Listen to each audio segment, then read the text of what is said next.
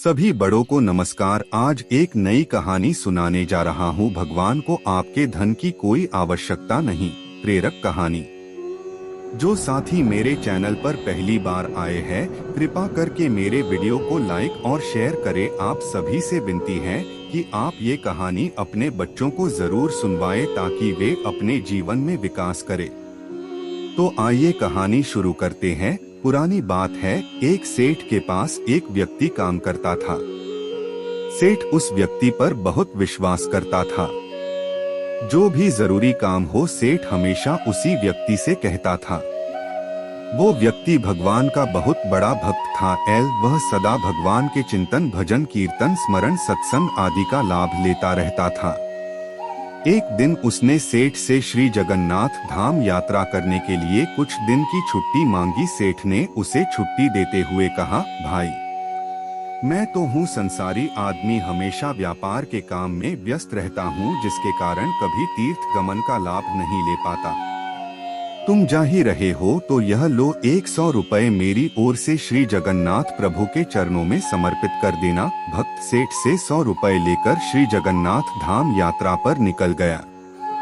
कई दिन की पैदल यात्रा करने के बाद वह श्री जगन्नाथपुरी पहुंचा। मंदिर की ओर प्रस्थान करते समय उसने रास्ते में देखा कि बहुत सारे संत, भक्त जन, वैष्णव जन हरि नाम संकीर्तन बड़ी मस्ती में कर रहे हैं।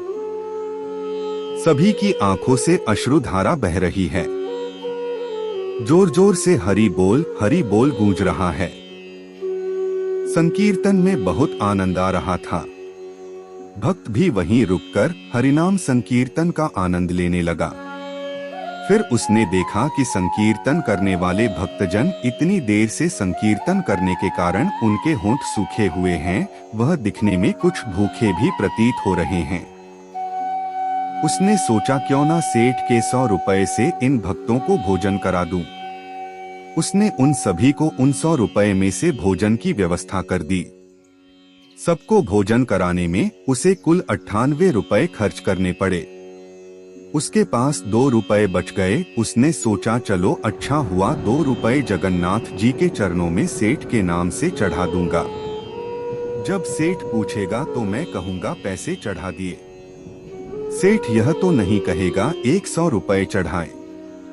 सेठ पूछेगा पैसे चढ़ा दिए, मैं बोल दूंगा कि पैसे चढ़ा दिए। झूठ भी नहीं होगा और काम भी हो जाएगा। उम्मीद है आपको कहानी पसंद आ रही होगी। कृपा करके मेरी वीडियो को लाइक शेयर कर दे और मेरे चैनल को सब्सक्राइब कर दे। अब आगे की शेष कहानी सुनिए। भक्त ने श्री जगन्नाथ जी के दर्शनों के लिए मंदिर में प्रवेश किया। श्री जगन्नाथ जी की छवि को निहारते हुए अपने हृदय में उनको विराजमान कराया। अंत में उसने सेठ के 2 रुपए श्री जगन्नाथ जी के चरणों में चढ़ा दिए और बोला, यह 2 रुपए सेठ ने भेजे हैं।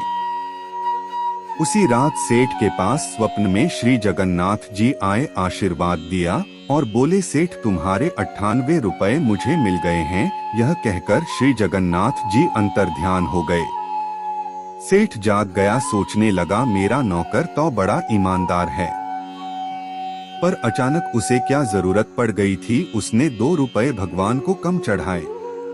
उसने 2 रुपए का क्या खा लिया? उसे ऐसी क्या जरूरत पड़ी?